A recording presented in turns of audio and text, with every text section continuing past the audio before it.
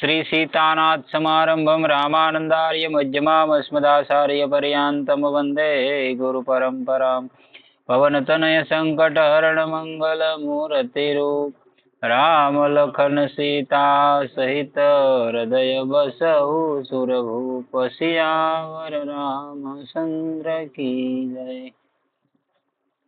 हरि ओम तत्सत् परमात्मने नमः। પ્રકરણ આલે છે માનસમાં નામ વંદના. એમાં બતાવે છે નામથી નિર્ગુણ સગુણની સુલભતા. એમાં આપણે કાલે જોયું આનંદ રાશિમાં કદી સુખ કિંચિત માત્ર પ્રવેશી શકતું નથી. પરમાત્મા સિવાય બીજો કોઈ પદાર્થ પ્રવેશ શક્ય જ નથી. એટલા ઘન છે પરમાત્મા. આવી રીતે બ્રહ્મનું રૂપ જણાવ્યું. પછી કહે છે અસપ્રભુ હૃદય અસત અભિકારી સકલ જીવ જગ દીન દુખારી. સંસારમાં જેટલા જીવ છે તેમના હૃદયમાં આનંદ રાશિ પરમાત્મા બિરાજમાન છે. અસપ્રભુ કહેવાનો આશ્રય એ છે કે આવા આનંદ રાશિ પ્રભુના હૃદયમાં રહેતા રહીને સંસારમાં જેટલા જીવ છે તેઓ બધા દીન થઈ રહ્યા છે અને દુઃખી થઈ રહ્યા છે. મહાન આનંદ રાશિ ભગવાન ભીતરમાં રહેતા હોવા છતાં દીન થઈ રહ્યા છે. આપણે બધાની અંદર પરમાત્મા છે પણ આપણે દીનતા જ ભોગવીએ છીએ રોજ જાગીને. આનંદ રાશિ નિર્ગુણ પરમાત્મા બધાના હૃદયમાં રહીને પણ જીવોનું દુઃખ દૂર નહીં કરી શક્યા, દરિદ્રતા દૂર નહીં કરી શક્યા. પરંતુ ભગવાનનું નામ જો પ્રયત્નથી નિરૂપણ કરવામાં આવે તો તે આનંદ પ્રત્યક્ષ પ્રગટ થઈ જાય છે. ભગવાન આપણી અંદર બિરાજમાન છે પણ આપણું દુઃખ દૂર નથી કરી શકતા. પણ નામ જો કોઈએ પકડી લીધું અને એનો આશ્રય લઈ લીધો તો તમારી બધી તકલીફ દૂર કરી જાય. આ નામનો પાવર છે. આપણે એમ કહીએ કે આ ન જાય કે આ ન થાય તો કોઈ દુનિયામાં એ વસ્તુ નથી કે એ નામ ન કરી શકે. નો તમે મેળવવા સાહો એ મળી જાય. હા એમ દુઃખ અને દરિદ્રતા સર્વથા દૂર થઈ જાય છે. નામ નિરૂપણ નામ જતન તે સૌ પ્રગટ મિલી મોલ રતન તે. નિર્ગુણ તત્વમાં નિરૂપણની મુખ્યતા છે. નિરૂપણ એટલે કે તેનું સ્વરૂપ શું છે, તેનો મહિમા શું છે, તે તત્વ શું છે, બરાબર ઊંડા ઉતરીને તત્વને સમજવામાં આવે અને તેમાં તલ્લીન થઈને નામ જપવામાં આવે તો માનો બધી જગ્યાએ પરમાત્મા પરિપૂર્ણ છે. આમ જપવાથી સૌ પ્રગટ તે આનંદ પ્રગટ થઈ જાય છે.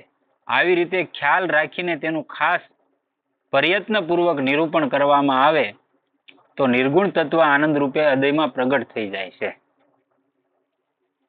કંચન ખાન ખુલી ઘટ માહી રામદાસ કે ટોટો નાહી. ઘટમાં હૃદયમાં આનંદની ખાણ ખુલી ગઈ. હવે ખોટ કઈ વાતની રહી બતાવો. આપણી અંદર જ આનંદની ખાણ છે તો એમાં ખોટ કઈ વાતની રહી ગઈ. ભીતરથી જ જ્યારે આનંદ ઉભરે છે તો સાંસારિક સુખની કામના કિંચિત માત્ર પણ રહેતી નથી. આ બધું આપણે જે સુખ લઈએ છીએ 100% પણ બહારનું સુખ છે, ભૌતિક સુખ છે. અને જે આંતરિક સુખ તમને મળે એ ક્યારે ઈ જવા વાળું, ઈ અંદરથી છે, ઈ જવા વાળું નથી. એમ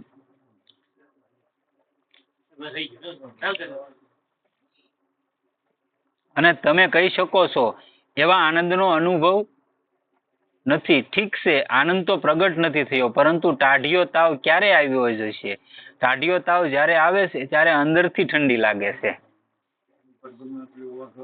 હા તો અંદરથી ઠંડી લાગે. ઉપરથી કેટલાય કામળા રજાઈ ઓઢવા છતાં પણ ભીતરથી કંપારી આવતી રહે છે. બહાર કપડા ઓઢવાથી શું થાય? ભીતરથી ઠંડી હોય ત્યારે બહારની ગરમી બિચારી શું કરે? ગરમ ગરમ પાણી અંદર જવાથી કંઈક શાંતિ થઈ શકે છે.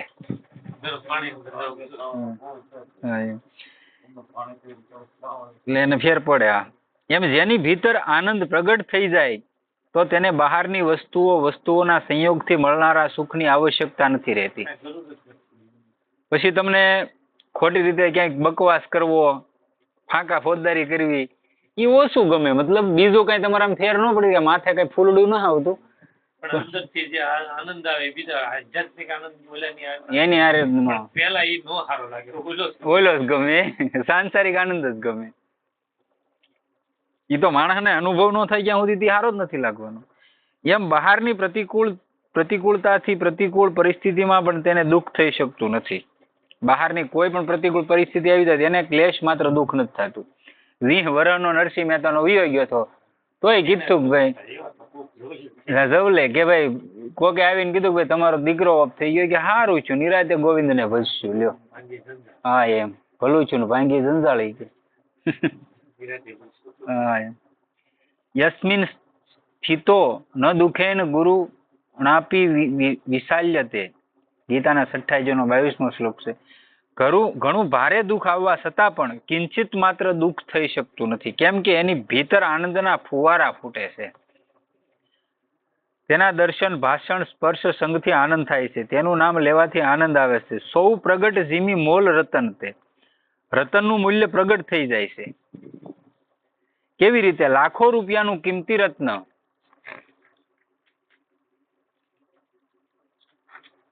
હોય પરંતુ પાસે હોવા છતાં પણ કોઈ ફાયદો થતો નથી. એવી ઘટના છે ને કે ભાઈ કોઈ મહાપુરુષે કોઈ પ્રજાપતિને આપ્યું કે હાલ્યો હીરો આપ્યો હાસો, તો એને લઈને ગધાની ડોકમાં પહેરાવ્યો. હવે ઓલાની તો દરિદ્રતા હતી એટલે આપ્યો હતો, પણ આને એની મૂળની ખબર નથી. ગધેડાની ડોકમાં પહેરાવ્યો. કોક વેપારી સામો મળ્યો અને જોયું કે આવો હાવો એટલો બધો અણમોલ હીરો અરબો ખરબોની કિંમત ને ગધેડાની ડોકે બાંધ્યો. જે એનો પારખું નથી એને નથી ખબર પડવાની, પણ જેને એની ખબર છે અને જે જાગી ગયો છે, જે રત્નોને પહેચાને છે, એ માણસ એનું કામ કરી લેશે. બાકી તો અહીંયા વાતો કરવા વાળા તો તમે આગળ તમે વાત કરી એમ કે પૂર્ણ બ્રહ્મ હતા છતાં એની માથે આંગળી સીંધી છે. તો હું તમે મારીને તમારી શું વિસાદ છે? એટલે એમાં સામું નહીં જોવાનું. આપણે ક્યાં રસ્તે આવેલી છીએ બસ ઈ કરવાનું, અને કોઈનો ક્યારેય કોઈની વાટ નહીં જોવાની. આમાં ક્યારે નહીં કરવાની બસ, અને કોઈની આમાં વાટ નહીં જોવાની. કેમ કે આ કોઈનો હથવારા વાળી વસ્તુ ના, કોઈ હાટું નથી. આપણી પોતા માટે. આમાં આપણો બાપે ભાગ નથી માગવાનો કે આપણે દીકરા નથી માગવાનો, કોઈ નહીં. જ્યાં સુધી તેનું મૂલ્ય ન લેવામાં આવે, પાસે રહેવા છતાં પણ તેનાથી ખોરાક મળતો નથી, કપડાં નથી મળતા, મકાન નથી મળતું, વાહન નથી મળતું, દવા નથી મળતી, પણ એ રત્નને વેચીને તેના પૈસા ઉભા કરી લેવામાં આવે તો પૈસા ખર્ચવાથી કોઈ બાબતની કમી રહેતી નથી.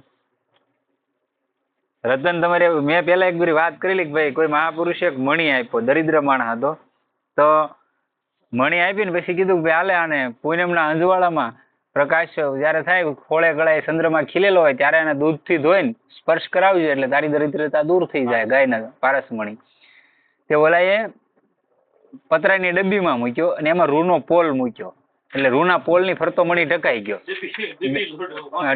હા, લોઢાને અડેની ડબ્બી. એટલે ઓલાને એમ થયું કે બાપુએ મને કીધું હોનાની થાય તો ડબ્બી લોઢાની જ થઈ કે એ કેમ ન થઈ?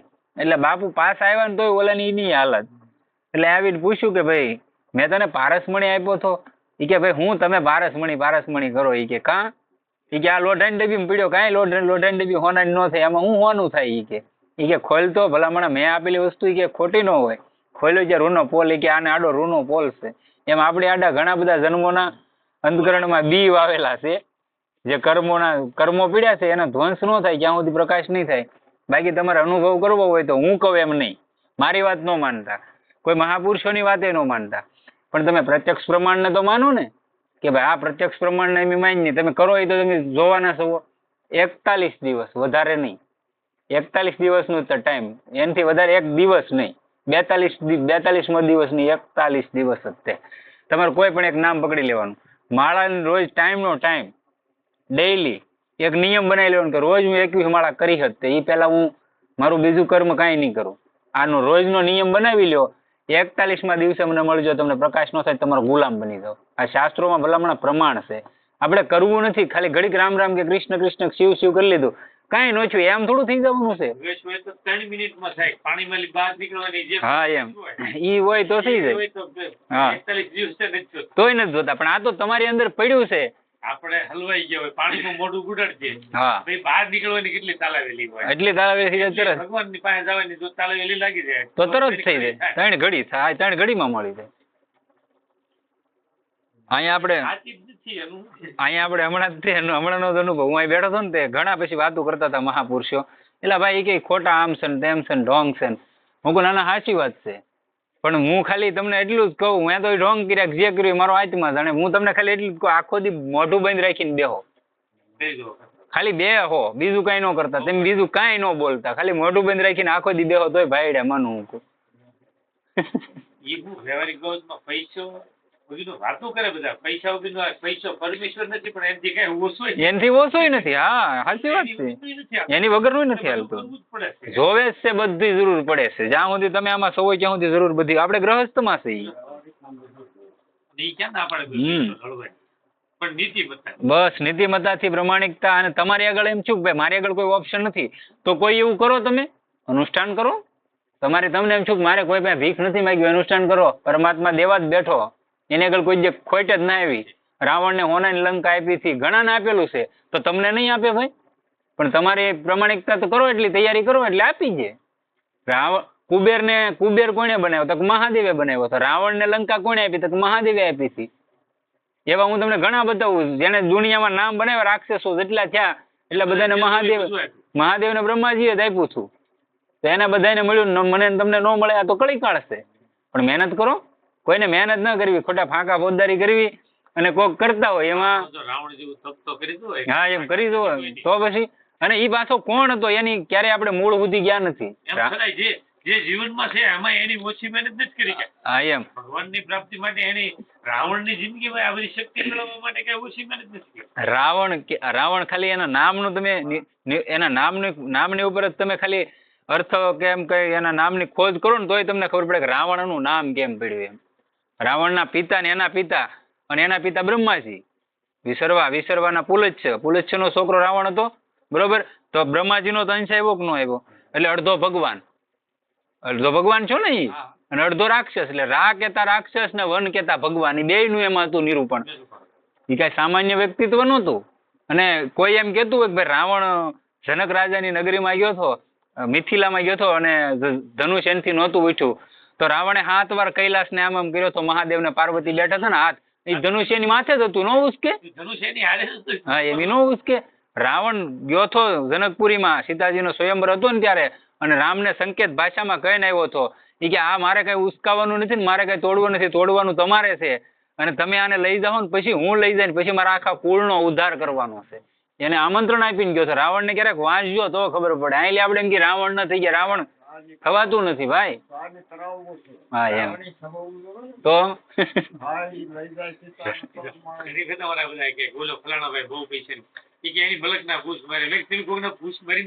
કેવડ તો જોવે ને, એમાંય ચતુરતા જોવે.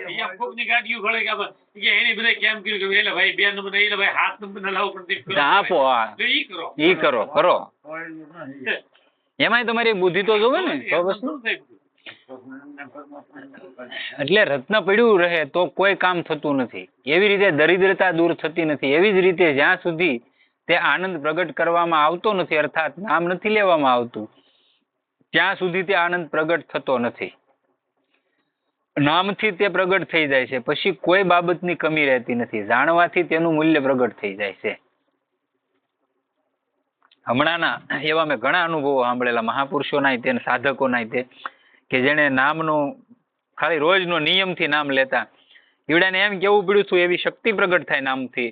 એકાંત રૂમમાં બેઠા હોય, રાતે ભજન કરતા હોય, કોઈ પણ નામનો જ આધાર હતો એને, તો એ એમ કહેતા હતા, વાત કરતા હતા કે ભાઈ એક પ્રકાશનો પુંજ ઉભો થાય આમો. પછી મને કે ડર લાગ્યો, મારે કેવું પડ્યું, જ્યાં સુધી મારી પૂર્ણતા ન થાય ત્યાં તમે ન આવતા, મને ડર લાગે. હા, મને ડર લાગે. ભલામણા નામની એટલી શક્તિ છે, તમારી સામે તરત પ્રગટ થાય. અને આ કળીકાળની અંદર તો બહુ સરળ સાધન છે નામ. અમે એક કહાણી સાંભળી છે. એક સંત બાબા હતા. તેઓ ક્યાંક ભિક્ષાને માટે ગયા. જઈને બૂમ પાડી, રામ રામ. જેના ઘરે બાબાજી ગયા હતા તે રડવા લાગી ગયો. બાબાજીએ પૂછ્યું, ભાઈ રડે કેમ છે? તે બોલ્યો, મહારાજ, ભગવાને મને એમ જ પેદા કરી દીધો છે. 3 દિવસ થઈ ગયા, સૂલોય સળી ગયો નથી. ઘરમાં ખાવાને માટે કંઈ નથી, ભૂખે મરું છું. આજે સંત પધાર્યા, ભિક્ષા આપવાનું મન પણ કરું છું, પણ આપું ક્યાંથી? સંતે કહ્યું, તું ગભરાય છે કેમ? તું તો ઘણો ભારે ધનિક છે. તું સાહે તો ત્રિલોકને ધનિક બનાવી શકે છે. તે ગૃહસ્થી કહે છે, મહારાજ તમે આશીર્વાદ આપી જો તો એવો થઈ જાવ. હમણાં તો મારી સ્થિતિ એવી છે કે મને ખાવાને અન્ન મળતું નથી. તમે કહો છો કે લોકોને ધનિક બનાવી શકે છે, તો એ કેવી રીતે શક્ય છે? તો મહારાજ બોલ્યા, બાબાએ સંકેત કરતા કહ્યું, પેલી સામે શું વસ્તુ પડી છે? તે તો નિશાતરો છે મહારાજ, પથ્થર છે. જ્યારે રોટલા મળે છે ત્યારે એના પર ચટણી પીસી લઈએ છીએ, અને બાબા કહે છે તે પથ્થર નથી, તે તો પારસ છે. પારસનું નામ સાંભળ્યું છે? હા, સાંભળ્યું છે. તો પૂછ્યું, પારસ શું હોય છે? મહારાજ બોલ્યા, તે લોઢાને અડવાથી સોનું થઈ જાય છે, તે પારસ હોય છે. પણ મહારાજ, જો એ પારસ હોત તો હું ભૂખ્યો શા માટે મરત? સંત કહે છે, તું ભૂખ્યો એટલા માટે મરે છે કે તેને જાણતો નથી. જ્ઞાન નથી. હા, એમ.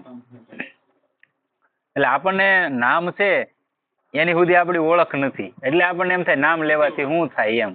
બાકી નામ કોઈ માણા કોઈ પણ વસ્તુનું એનું જ્ઞાન નથી. આપણે કોણ છે, શું કામ કરે, આપણને જ્ઞાન નથી તો એનું કઈ કામ. ભાઈ ને આપવું નથી આવડતો તો શું કામ? કઈ નહીં, કઈ કિંમત છે કઈ નહીં. તમે આપો કે ન આપો.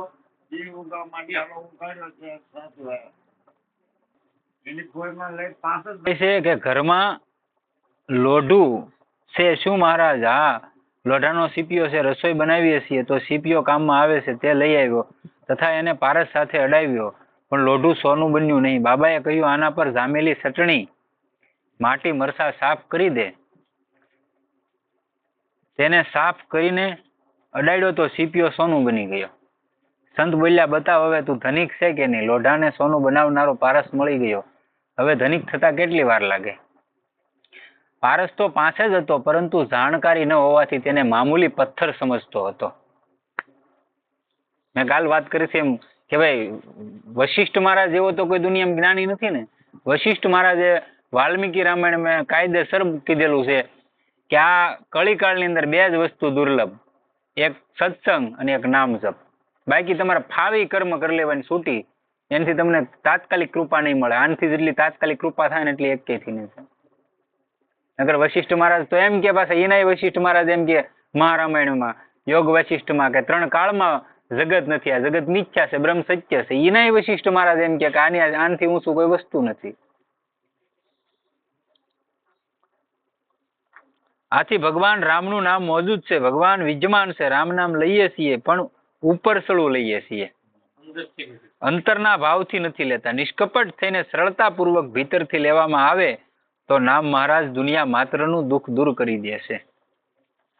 જ્યારે લંકાનું યુદ્ધ પૂરું થયું ને, બધા સાંભળેલી વાત હશે કદાચ. પછી રામ ને લક્ષ્મણ બે ઉભા હતા. રાવણ હજી કઈ સ્વધામ વયો નહોતો ગયો, એટલે રામજીએ લક્ષ્મણજીને કીધું કે ભાઈ લક્ષ્મણ, રાજનીતિ શું છે એ તારે જાણવી હોય તો રાવણ પાસે જા. એટલે લક્ષ્મણજી ગયા, તેને માથા પાસે ઉભા. એટલે રાવણ કઈ બોલ્યો નહીં. લક્ષ્મણજી પાછા આવ્યા, એ કેમ બોલ્યો નહીં? ભગવાન કે શિષ્યત્વ ધારણ કરીને જવું પડે. એ ભલે કે પડ્યો હશે, પણ તું એનો કે તારો ગુરુ જ થાય. શિષ્યત્વ એના પગ પાસે જા. પગ પાસે જઈને પ્રણામ કર્યા રાવણને, અને ત્યારે રાવણ એને બોધ આપ્યો હતો. હા, એમ ત્યારે બતાવ્યું હતું. એમ જેની પાસે લેવું હોય તો તમારામાં નિર્મળતા હોવી જોઈએ, પ્રમાણિકતા હોવી જોઈએ, ત્યારે થાય. તમને એની ઓળખ હોવી જોઈએ.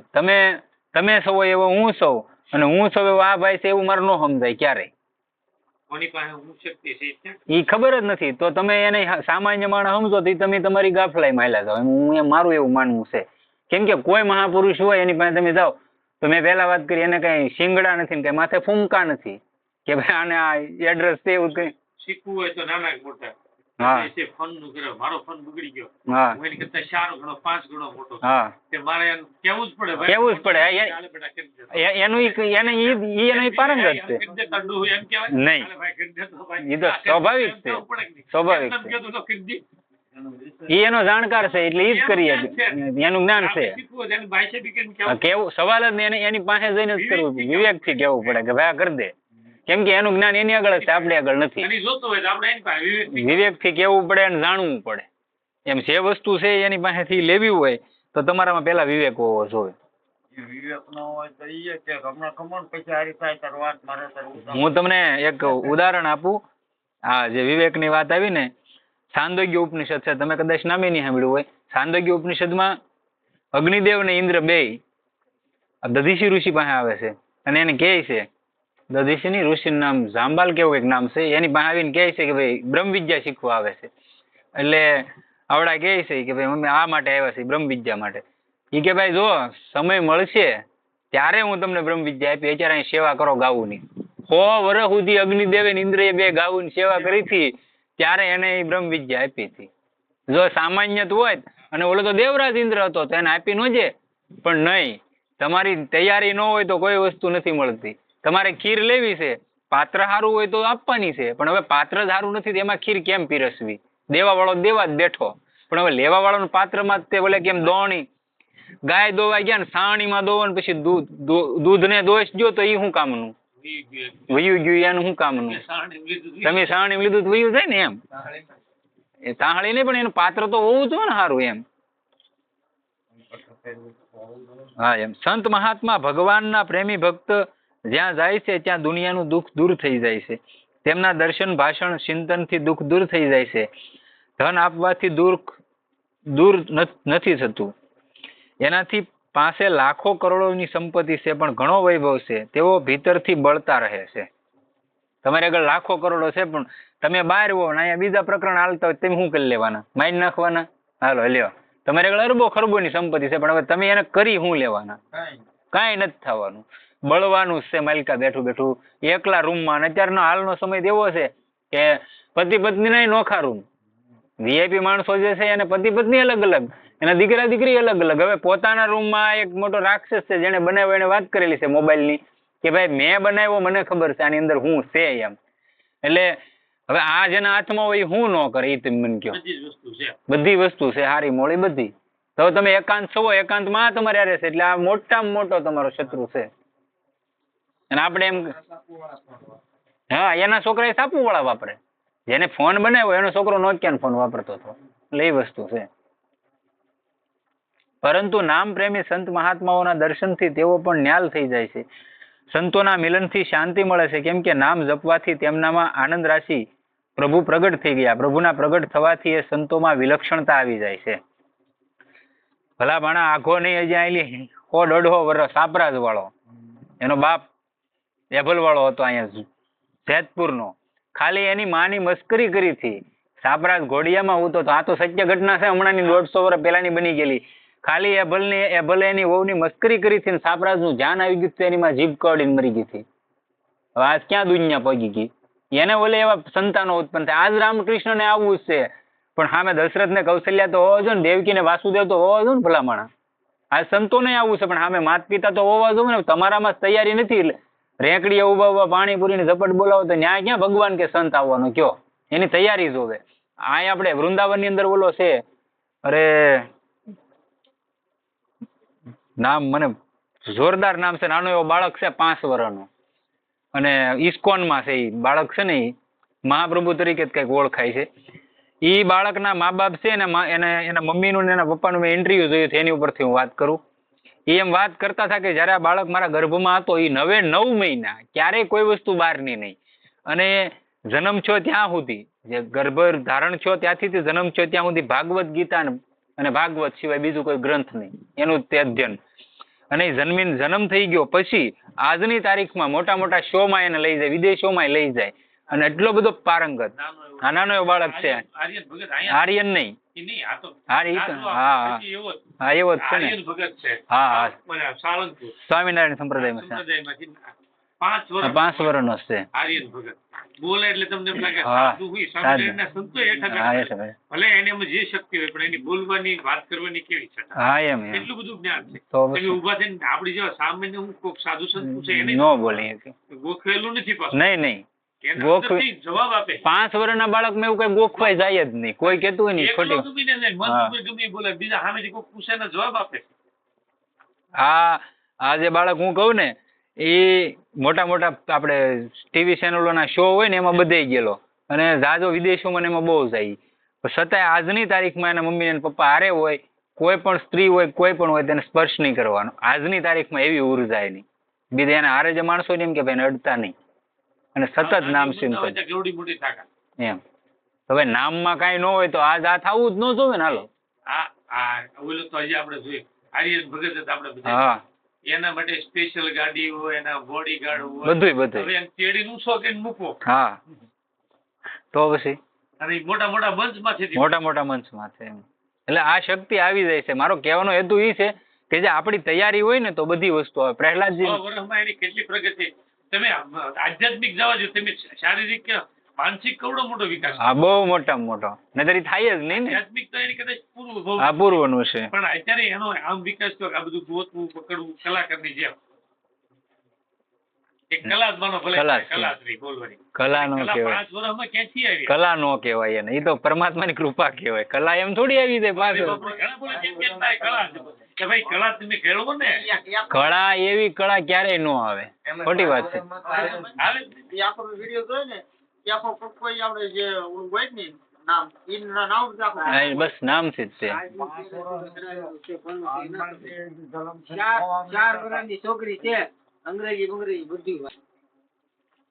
સગુણથી નામની શ્રેષ્ઠતા બતાવે છે. નિર્ગુણ તે એહી ભાતી બળ નામ પ્રભાવું અપાર કહું નામ બળ રામ તે નિજ દિશાર અનુસાર.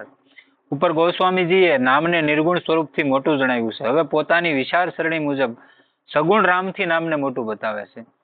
નિર્ગુણ સ્વરૂપનો ઉપક્રમ કરતા રહીને મોરે મત બળ નામું દુહું તે બંનેથી મોટું જણાવ્યું છે. અને અહીંયા વશમાં નિર્ગુણ સ્વરૂપનો ઉપસંહાર કરતા રહીને નિર્ગુણ તે એહી ભાતી બળ નામ પ્રભાવું. આ બધી વસ્તુ જે હું અત્યારે વાત કરું એ તમામ રામચરિત માનસની જ વાત છે. પણ તમને ક્યારેય કોઈ કથાકાર આ સોંપાય કે આ વાત ક્યારેય નહીં આવે. રામનો જન્મ થાય, રાવણ ઓલો ધનુષભંગ કરશે, લગ્ન થાય સીતાજીના રામના, રાવણ મારશે ને આવું 2-4 વસ્તુ બતાવી દે, બસ પૂરી. 9 દિવસની અંદર આ હાલે. નગર આ બધું રામાયણમાં છે. અને રામાયણને કરપાત્રીજી મહારાજ એમ કહેતા કે હું 5મો વેદ માનું, એને વેદથી આને નીસું નથી માનતો. આવી રીતે નિર્ગુણ નામથી મોટું જણાવ્યું છે. અને અહીંયા આગળ સગુણ સ્વરૂપનો ઉપક્રમ કરતા રહીને કહું નામ બળ રામ તે સગુણથી નામને મોટું જણાવે છે. હવે ધ્યાન આપજો, સગુણથી નામને મોટું જણાવતા રહીને તુલસીદાસજી મહારાજ પૂરા રામાયણનું વર્ણન કરે છે. રામજીએ શું શું કર્યું અને નામ મહારાજે શું શું કર્યું એમ બંનેની તુલના કરે છે. રામ ભગતહીન નર તનુ ધારી સહી સંકટ કીએ સાધુ સુખારી નામુ સપ્રેમ જપત અનાયાસા ભગત હોઈ મુદુ મંગલવાસા. ગોસ્વામીજી મહારાજ કહે છે રામજીએ ભક્તોના હિતને માટે મનુષ્યરૂપ ધારણ કર્યું, વિવિધ પ્રકારના કષ્ટ જાતે સહ્યા અને સંતોને સુખી કર્યા. રામજીએ ભક્તોને માટે શરીર ધારણ કરીને કામ કર્યું. જરા ઊંડો વિચાર કરીએ, સંત કદી દુઃખી થયા છે? તેઓ સદા સુખી જ રહે છે. રામ નહોતા ને આવ્યા ને એ પેલાય સંતો રામ રામ કહેતા. આ પૃથ્વી માથે અસંખ્ય વાર રામ આવી ગયેલા છે, પહેલી વાર નથી આવ્યા. આ તો આ કલ્પના રામ છે જે આપણે અત્યારે ભજીએ છીએ, જે આપણે કથા સાંભળીએ છીએ એ આ કલ્પના રામ છે. આ કલ્પના હનુમાનજી છે. બાકી તો ઘણી વાર રામ ને બધા આવી ગયેલા છે, એક વાર નથી આવ્યા. જયારે જયારે પૃથ્વીનો પ્રલય થાય છે ત્યારે પરમાત્મા આવે છે. હા જાણી સગુણ ભગવાનના દર્શન કરીને તેઓ વિશેષ પ્રસન્ન થઈ જાય છે. એ વાત તો કહી શકીએ છીએ. બીજું, ભગવાને જાતે જઈને તેમને ત્યાં દર્શન આપ્યા અને જાતે જંગલોમાં ફેર્યા, વિવિધ પ્રકારના કષ્ટ સહ્યા, પરંતુ નામ મહારાજને ક્યાંય જવું આવવું પડતું નથી. કોઈ જાતનું કષ્ટ સહન કરવું પડતું નથી. જ્યાં હોય ત્યાં જ બેઠા બેઠા નામ જપવાથી સર્વ રીતનું મંગલ થઈ જાય છે. આનંદ સવાઈ જાય છે. ભગવાન એક શરીર ધારણ કરીને કેટલા જીવોને સુખી કરી શકે છે, પરંતુ ભગવાન એક શરીર ધારણ કરીને કેટલા જીવોને સુખી કરી શકે છે, પરંતુ નામ લઈને પ્રત્યેક જીવ આનંદ પ્રાપ્ત કરી શકે છે. નામ જપથી અભક્ત ભક્ત થઈ જાય છે, અસાધુ સાધુ થઈ જાય છે, દુષ્ટ સજ્જન સજ્જન થઈ જાય છે. મહારાજને જોર પડતું નથી, બસ એટલી જ શરત છે કે પ્રેમ સહિત આદર સહિત નામ જપ કરવો. ભાઈ શ્રી હનુમાન પ્રસાદ પોદાર થઈ ગયા, એ કોઈ સંત નહોતા, આપણી જેવા ગ્રહસ્થ હતા, એને પતિ પત્ની બાળકો બધું હતું. પણ આ સંતને જે સંજ્ઞા ન લાગે, સંતની જે તુલના ન કરીએ કે એવા મહાન સંત કહેવાય ગયા. ક્યારે કે ભજન હતું એની આગળ. ભજનના પ્રભાવથી તમે આ કપડામાં, આ ધોતી કુર્તામાં જ તે સંત કહેવાય જાવ દુનિયાની સામે. આ પાકી વાત છે. એમાં કઈ લુગડા બદલાવા પડતા નથી. બસ એ શરત એટલી છે કે પ્રેમ સહિત આદર સહિત નામ જપ કરવો. આવી રીતે નામ જપ કરવાથી ખુશીમાં, મંગલમાં નિવાસ થઈ જાય છે, તેને સદાને માટે મોજ થઈ જાય છે. નામ જપનારાને કોઈ વાતની કમી રહેતી જ નથી. પ્રશ્ન ઉઠી શકે છે કે પછી લોકો કેમ દુઃખી થઈ રહ્યા છે? આ વાત પર વિશ્વાસ નથી કરતા એટલા માટે દુઃખી થઈ રહ્યા છે. જે માણસો રામ રામે કહે છે ને ભગવાન માથે ભરોસો નથી, એ દુઃખી થાય છે. બાકી તમારું હો અટકી ગયેલું હોય ને હાજે પૂરું પાડી જાય પરમાત્મા, એની માથે છોડી જો પાડી જાય. અને બધો સંસાર નામમાં વિશ્વાસ ન કરવાને કારણે મોતના ચક્કરમાં પડી રહ્યો છે, બાકી કાંઈ નથી. તમારું હું એમ આ મારી ચેલેન્જ સાથે વાત છે, કોઈ ફેંકવાની કે તમારા મોઢે ખાલી સારું લગાડવા માટેની વાત. તમારું જીવનનું કોઈ પણ કર્મ કામ અટવાઈ ગયું હોય, તમે ખાલી નામનો આધાર લઈ લો અને રોજનો નિયમ બનાવી લ્યો કે જ્યાં સુધી મને સરળતા અને સક્સેસતા ન મળે ત્યાં સુધી આ નામ નથી મૂકવાનું. તમારી સક્સેસતા તમારી સામે દોડીને આવશે, ગોતવા નહીં જવી પડે. આ મારી ગેરંટી. આ નામનો તાકાત છે અને આ મારો પોતાનો અનુભવ છે. સદગુરુદેવ કી જય. સીતારામ રામ રામ સીતારામ રામ રામ સીતારામ રામ રામ સીતારામ રામ રામ.